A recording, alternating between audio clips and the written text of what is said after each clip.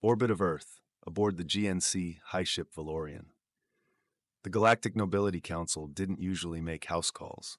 When they did, entire planetary systems polished their clouds and rehearsed their kneeling positions. That was the level of reverence expected from the galaxy's most aristocratic overlords, species that hadn't seen dirt in 10,000 years and didn't intend to. Today's guest of honor was Earth. Hovering above the planet's atmosphere, the Valorian looked like someone had forged a cathedral out of starlight and arrogance. 30 kilometers of throne halls, psionic spires, and diplomatic dread set the tone. This wasn't a visit.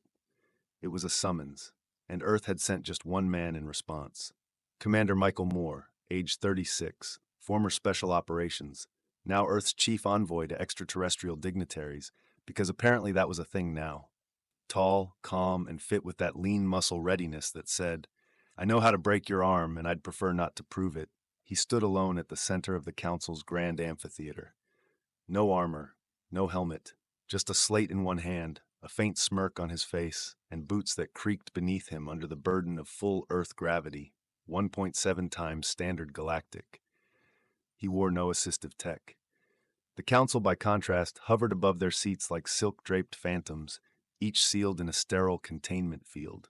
Earth's atmosphere was toxic to most of them. Moore was the only one breathing the air like it was a day at the beach.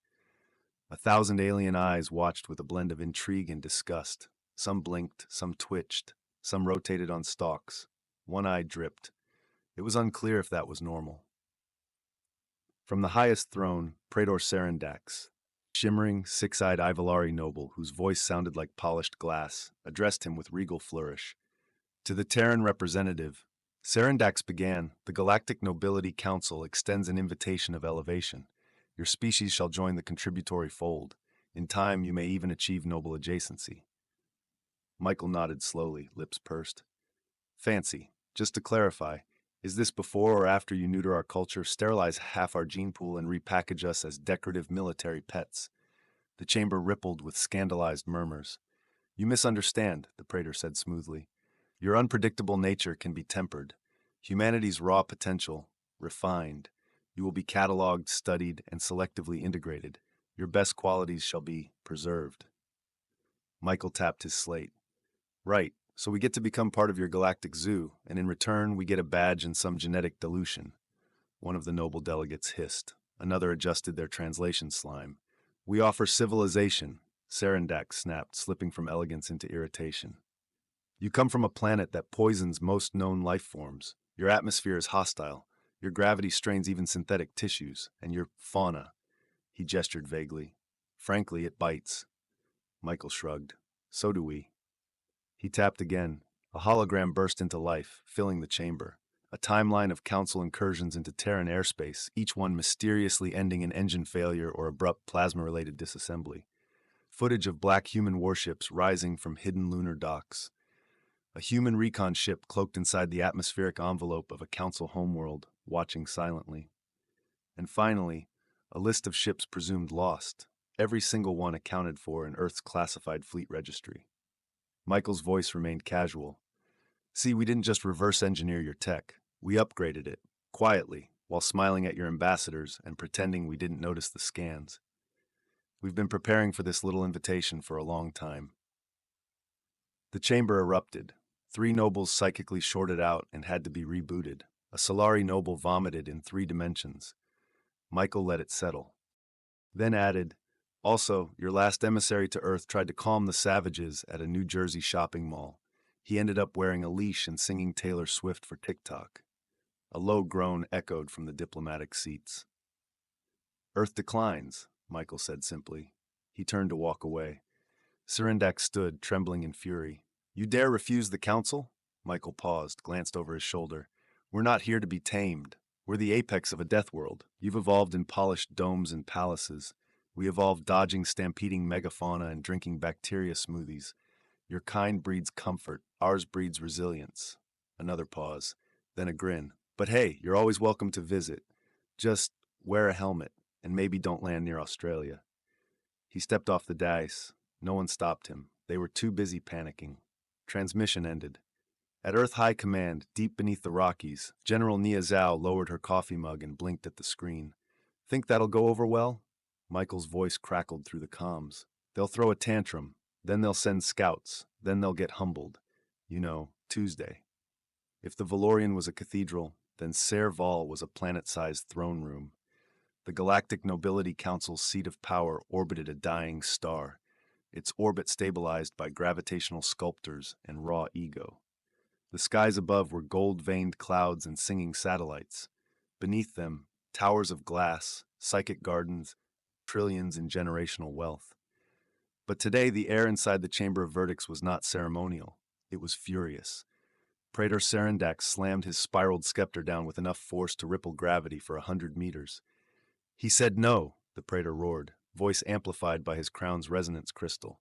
He refused nobility. He mocked our tradition. He joked about New Jersey. A four-limbed noble from House Velatar quivered in indignation, and he did so while walking under native gravity, unguarded. An oily noble from House Solari moaned into her filtration mask.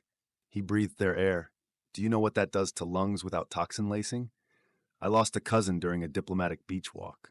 The room pulsed with overlapping psychics, translated growls and stately outrage. But one voice cut through the noise. Quiet, clipped, annoyed. Are we done screaming? All turned toward High Counselor Threx Volar, an avian-descended tactician of House Chur. His feathers were silver with age, but his mind was sharper than most of their fleets. They didn't fire, they didn't threaten, they just declined, Threx said, which, given the footage, is perhaps the most merciful outcome we could have hoped for. Serendax hissed. They humiliated us. Threx tilted his head. We invited a Deathworld apex predator species into an aristocratic political structure designed for organisms allergic to rain. What did you expect? Silence. He tapped his talon on the data pad before him. The hologram showed a human vessel cloaked inside the upper atmosphere of Solari Prime. They watched us from within our own clouds. Murmurs spread like spores. One of the younger nobles from House Jalari asked timidly, Then what do we do? If they're so dangerous, should we not attempt to eliminate their threat before it spreads? A few heads nodded. Serendax straightened. Yes, a limited engagement, controlled, a lesson in humility, no destruction, just subjugation. You want to poke the death world? Threx asked dryly. Again? Not a war, the praetor clarified. Provocation. We send a cloaked team to Earth, monitor their military assets, test their threat level, extract weaknesses. And if they catch them, Threx asked, they won't. Serendax insisted. The plan came together quickly. A stealth cruiser under diplomatic disguise. 7 agents, genetically enhanced nobles, trained in adaptive warfare, all from noble houses with something to prove. Their mission, enter Earth orbit, drop into 3 global hotspots, gather intel, exfil before detection. It was simple, it was also suicidal, but no one said that aloud. The lead agent, a Solari noble named Veilkin, preened his tendrils in the mirror. They'll never see us coming, he told himself. Michael Moore stood before a massive screen showing high-orbit projections. A tiny blip shimmered into existence just beyond the moon's dark side. He pointed. There's your diplomatic gift basket. General Zhao looked up from her tablet. You're sure? Michael zoomed in. A noble ship, barely powered, masquerading as debris. Yep, they're sending scouts, which means they're scared, or stupid, possibly both. Zhao leaned back. So what's our move? Michael smirked. Let them land. Let them sniff around. We'll give them just enough rope to hang their arrogance. She raised an eyebrow. You have a plan? I always have a plan. He paused. This one may involve letting them tour Detroit unsupervised. Earth entry point, near Chicago Megazone, Old O'Hare sector. They came cloaked, silent, surgically precise. The GNC recon team dropped into the upper stratosphere aboard their stealth vessel, Varn's Grace, which sounded a lot more noble than its mission. Spy on a hostile Class-10 Deathworld, gather intelligence, and leave before the locals started throwing meteorites. The 7 nobles aboard were top tier. Engineered reflexes, psionic cloaks, multispectral vision, antitoxin glands, the works. What they didn't have, a realistic idea of what Earth actually was. Hour 1, landing. Veilkin stepped out of the ship first. He was the team leader, a tall, though slithering Solari with chameleon dermis and the arrogance of 3 senators stacked in a trench coat. The moment his foot hit Chicago concrete, he sneered. It smells like combustion and defiance. His second, a thin crystalline ambassador named Ylith, nodded slowly. And sodium. The air is greasy. Suddenly, a loud bang echoed through the district. Ylith flinched and activated his personal shield. Velkin rolled a glowing eye. It's atmospheric turbulence. Ignore it. A human walked by on the sidewalk with headphones on. She didn't even glance their way. Hour 2, disorientation. They tried blending in, which was hard because Velkin wore a shimmering cloak that randomly phased out of existence. One of their operatives, Hrum, resembled a fleshy vending machine with tentacles, and another, Palk, spoke only in smells and tripped over a child's scooter. They ducked into a fast food joint labeled Bob's Taco Hut. Inside, they were met with fluorescent lights, thumping pop music, and a man wearing a shirt that read, "I identify as a problem." Hrum stared at the menu screen. What is Inferno beef melt with extra doom sauce? A weapon, Velkin muttered. Clearly. They ordered one. It cost $8.99, and 3 council operatives had mild gastrointestinal breakdowns just smelling it. Palk's scent-based language turned into full-body wrenching. Hour 4. Human contact. They tried to observe a military complex from a distance, an unassuming structure labeled Midwestern Tactical Training Academy. What they didn't realize? It was a decommissioned paintball park now used by teens and retired veterans to run full-scale war games with homemade drones, gel rounds, and tactical smoke. They were ambushed by a 13-year-old in camo yelling, "Get him, Chad! Flank left!" Vilkin was hit in the eye by a biodegradable paintball filled with pepper extract. Rum face-planted into a tire stack. Palk tried to surrender but was run over by a motorized cooler someone had converted into a remote-controlled assault sled. By the time the council team staggered back to the extraction point, they'd collected a full-color brochure advertising Thursday night tactical tournaments. Winner gets a free burrito. 17 bruises, a new respect for teenage humans, and the horrifying realization that none of what they saw was military grade. This was civilians playing. Meanwhile, Earth Command, Sierra Black. Michael Moore leaned back in his chair, arms folded, watching drone footage on a split screen. His face was neutral, but his eyes sparkled. General Zhao chuckled. So far, they've been paintballed, taco poisoned, and mildly violated by a sentient scooter. Michael nodded. You forgot the part where one of them tried to pet a raccoon and almost lost a hand. Right. She sipped her coffee. That was Michigan, wasn't it? Yup. He pointed at the live feed again. The nobles were huddled around a trash fire in an alley, shielding themselves from an aggressive Canadian goose. Michael grinned. I give them 3 more hours before they ask for extraction or offer us tribute. Final log. Noble recon team. This planet is unhinged. The gravity is relentless. The food is corrosive. The wildlife is confrontational.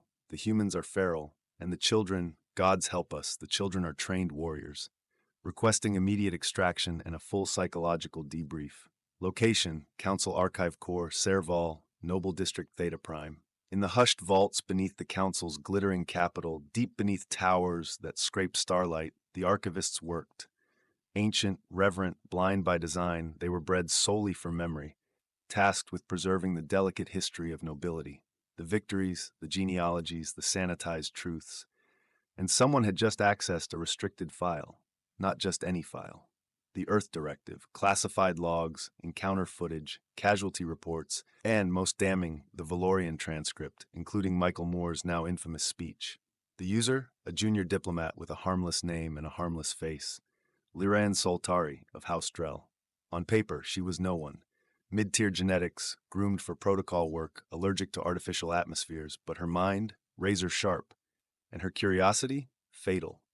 As the data fed into her contact lens, she whispered, "They made jokes while standing in hostile gravity and still outmaneuvered our fleet."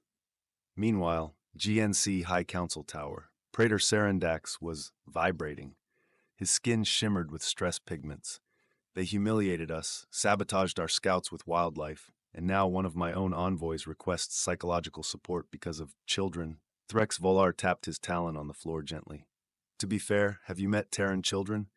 I reviewed footage. One of them constructed a trap using only string, chewing gum, and an open energy drink. It incapacitated 2 agents for 10 minutes.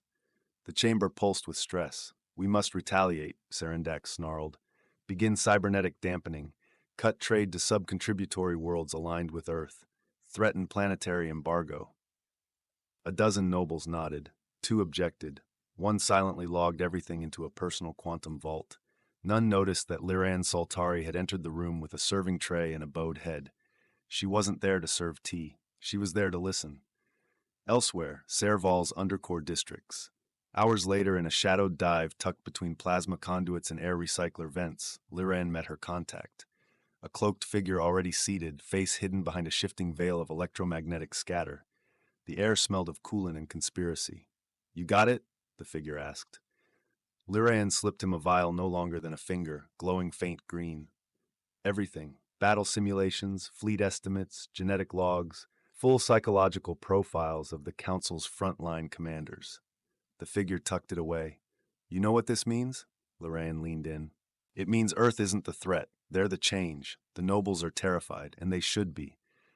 Our society hasn't evolved in 1,000 cycles. Earth changed faster than we could observe. You want them to win? I want us to survive. That might mean siding with something stronger than us for once." A pause. "Do they know?" the figure asked. "Earth?" Liran smiled slightly. "They suspect. Moore saw me during the delegate rotation. I think he knows I didn't report him." The cloaked figure stood. "We'll contact you again." Liran exhaled. She had just committed treason against the most powerful civilization in the galaxy, and she felt good about it. Meanwhile, Earth Command, Sierra Black.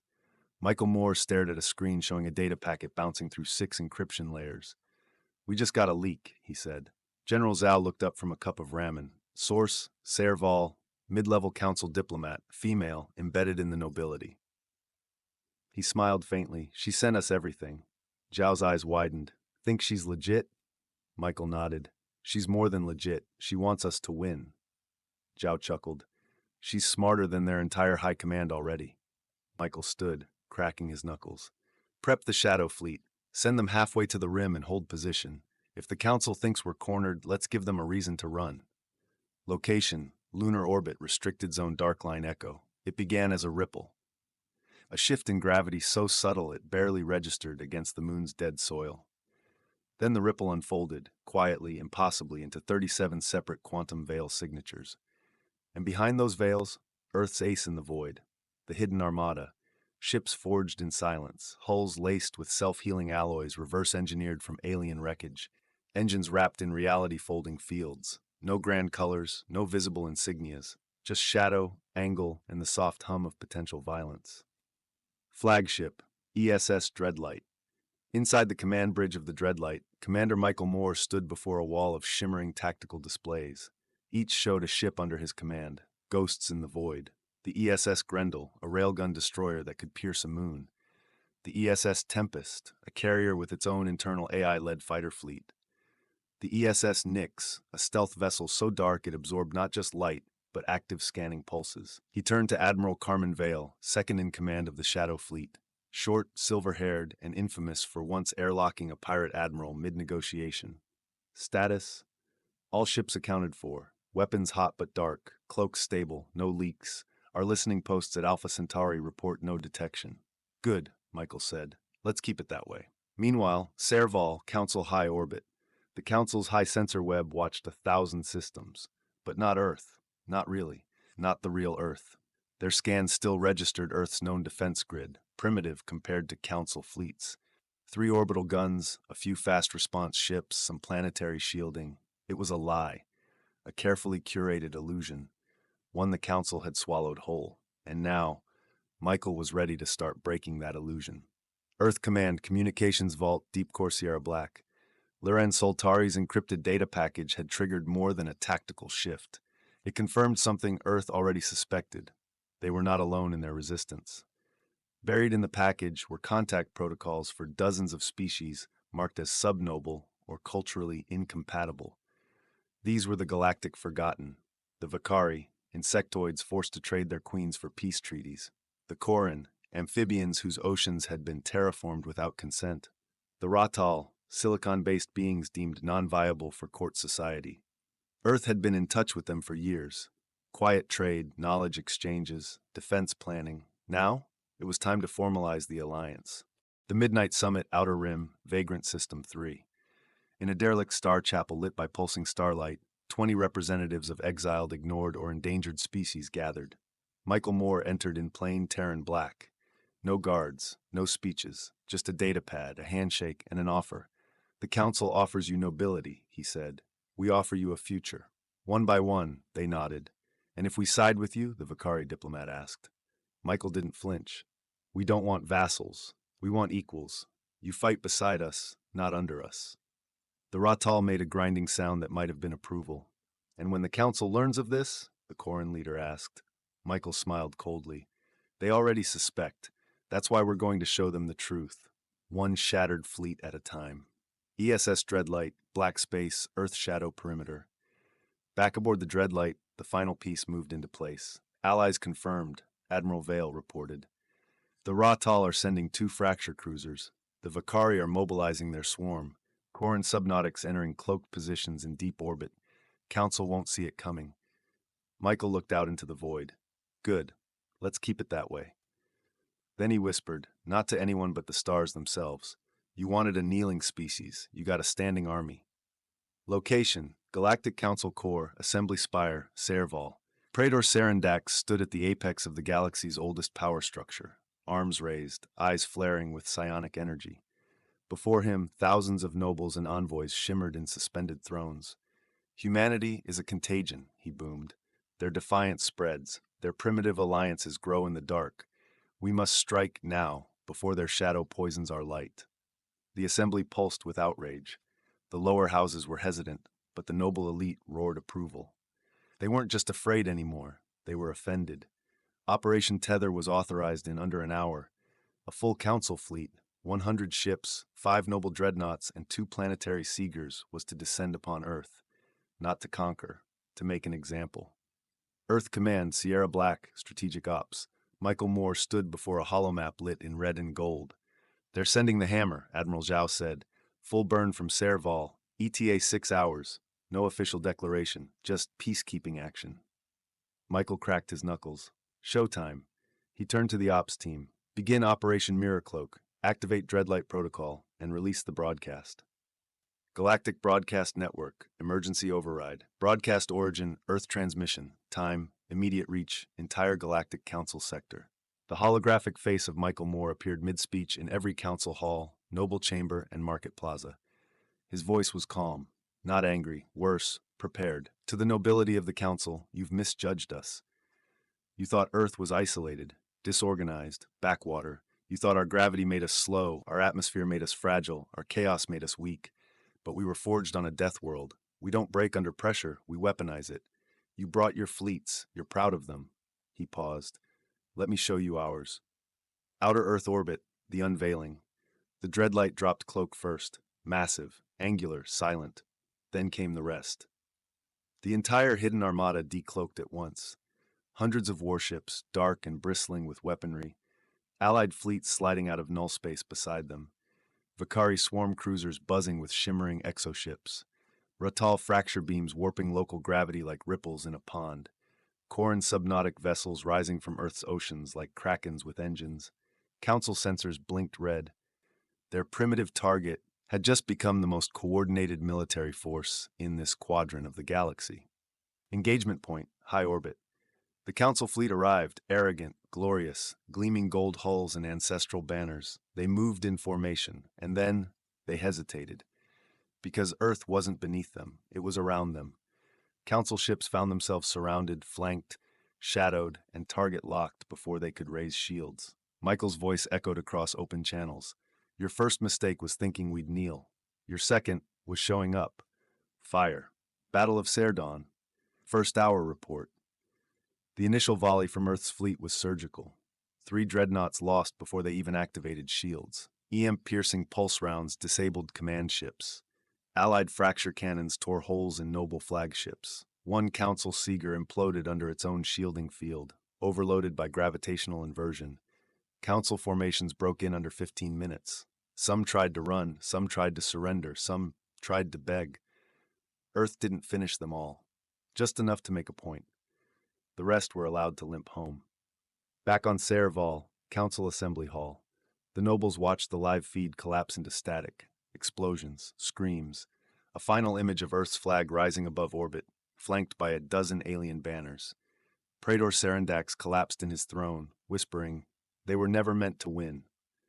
Threx Volar rose from his own seat calmly. "They didn't win. You just didn't realize you'd already lost." He turned and walked away. Earth, Strategic Ops, Sierra Black. Michael stood in silence as the screen dimmed. General Zhao gave a slow nod. That was surgical. Michael finally exhaled. "We don't want their throne. We just want them to know we'll burn it down before we sit on it." Location, post-battle orbit, above Earth. Wreckage drifted like metal snowflakes, glinting in Earth's rising sun. Council hulls, shattered banners, a few noble dreadnoughts gutted clean through. But the planet beneath wasn't scorched. Humanity hadn't conquered. It had restrained itself. Michael Moore stood aboard the ESS Dreadlight, not in armor, not in uniform, but in a plain black suit with a silver crest of Earth's new alliance on his chest, a star surrounded by clawed hands, none above, none below. Around him, hollow terminals flickered with diplomatic requests from half the sector. Praise, panic, proposals, please. "We're trending in 8 systems," Admiral Vale noted, glancing over her shoulder. "Your speech broke 1 billion view marks before the battle even started." Michael grunted. "Great. Intergalactic fame. Now comes the hard part." Location, Serval, Council Emergency Summit. The throne room was quieter than it had been in centuries. Empty seats, burned crests, the walls themselves seemed dimmer. But some nobles had returned. Others were watching. Praetor Sarendax had not spoken since the battle. He sat cloaked in silence, his hands twitching every so often, as if still trying to grasp power from thin air. Instead, Threx Volar stepped forward, no longer just a counselor, but a reluctant voice of reason. "The war is over," Threx said. "The fear is not. Earth does not demand tribute. They offer alliance, respect, a structure where merit replaces birthright." Gasps, a few outright shrieks. Someone fainted with aristocratic flair. "They will not join the council," Threx continued. "They will rebuild it, if we allow it." The silence was fractured by a single voice. "Why should we trust them?" It was Lady Oriala of House Varn, bruised but defiant. "They made us bleed." A new voice cut in, calm, unamplified, but impossible to ignore. "Because we didn't burn your throne." Heads turned. A human stood in the chamber. Michael Moore. He had walked in alone. No guards, no guns, just presence. "We had the firepower to raise your capital. We didn't. Not because we couldn't, but because we know something you forgot. Power without restraint is just vandalism." The nobles stared, some in awe, some in fear. "We don't want your titles. We want cooperation. We want a seat for the Vakari, the Koran, the Ratal, for every species you ignored, silenced, or deemed too unclean to sit here." He stepped forward. "You called us primitive, but we are the only ones offering you a second chance." A pause. "Don't kneel, just stand up with us." Later, aboard the Dreadlight, Michael sat alone in the observation deck, watching stars crawl across the glass. Admiral Zhao joined him. "You think they'll go for it?" He nodded slowly. "Some. Enough." She handed him a data slate. "We're getting requests from dozens of planets. Requests to join, well, whatever we're calling this thing." Michael smirked. "Not an empire, not a council." Zhao grinned. "The Accord?" Michael looked out into the void. "Yeah, that sounds like something worth building." Elsewhere, Deep Space Broadcast Relay. In a dusty, half-functional relay station on a forgotten world, a group of alien children watched a grainy replay of the Earth Council confrontation. One turned to the others and said, "They didn't act like nobles." Another replied, "No, they acted like protectors."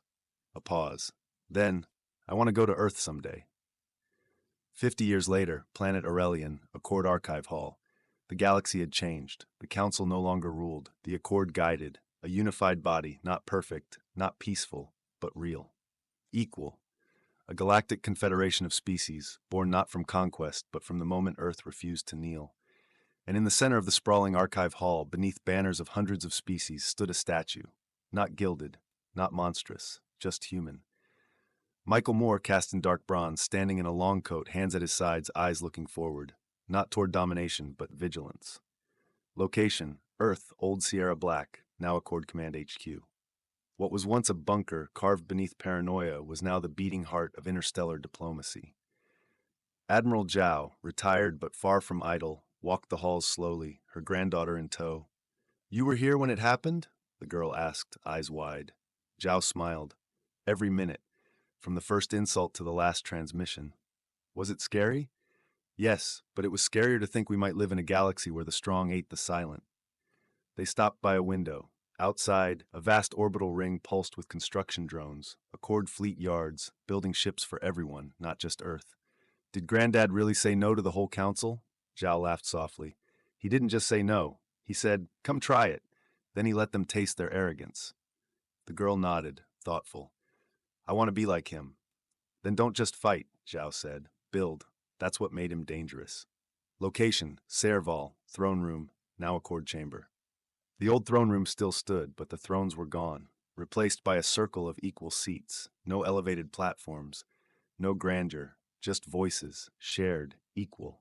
Some nobles still wore their house sigils, but now beside the banners of the Vakari, Ratal, Korin, and even newer species, once exiled, now leading, a young human diplomat stood to speak, her voice clear. We propose open access to the Riven Drift for all colonial species, with Earth covering early-phase starbridge costs. A Solari representative raised a hand. And what's Earth's gain in this? She smiled. Nothing. We just know what it feels like to be told no. Somewhere on Earth, the original Michael Moore, now old and almost myth, lived in a quiet village with no security, no armor, no reminders of war. He walked barefoot through a field of wild grass, looked up at the sky, and watched ships glide across the blue. Behind him, a young child raced up the hill. Grandpa, they're naming a ship after you. He turned slowly, smiled. Hope it's ugly. It's got teeth on the hull, he laughed, deep and full. Perfect. He looked back at the sky. Just remember, we didn't win because we were stronger. Then why did we win? The child asked. Michael put a hand on the boy's shoulder. Because when they told us to kneel, we stood together, and we never backed down. Archive log, year 54 AA, after Accord. Earth was not the first to rise, but it was the first to refuse. In doing so, it gave others the courage to follow. It did not crown itself. It lit a fire. Accord founding record. The end.